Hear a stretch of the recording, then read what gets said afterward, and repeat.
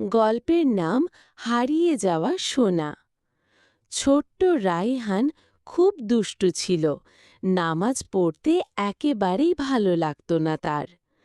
মা যতই বলতেন, বাবা, নামাজ পড়লে আল্লাহ খুশি হন, সে বলতো, আল্লাহ তো চোখে দেখা যায় না মা, উনি খুশি হন কিভাবে?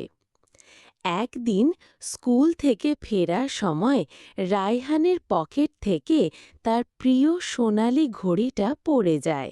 সে খেয়ালই করেনি। বাসায় এসে যখন খুঁজে পাচ্ছিল না, তখন সে কান্না শুরু করল। মা বললেন, আল্লাহ সবকিছু জানেন, তুমি আজ নামাজ পড়ে আল্লাহকে বলো, হয়তো উনি তোমার ঘড়ি ফিরিয়ে দেবেন। রায়হান খুব কষ্ট পেয়েছিল। জীবনে প্রথমবার সে অজু করল, 2 রাকাত নামাজ পড়ল আর আল্লাহকে বলল, হে আল্লাহ, আমি দুষ্টু ছিলাম, দয়া করে আমার সোনা ঘড়িটা ফেরত দিন, আমি প্রতিদিন নামাজ পড়ব।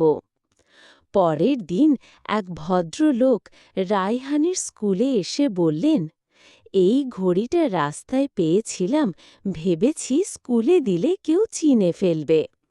রায়হান ছুটে গিয়ে ঘড়িটা নিল, তার চোখে পানি। সেই দিন থেকে রায়হান আর নামাজ মিস করে না। সে জানে আল্লাহ দেখা দেন না, কিন্তু অনুভব করান, তিনি সব শোনেন।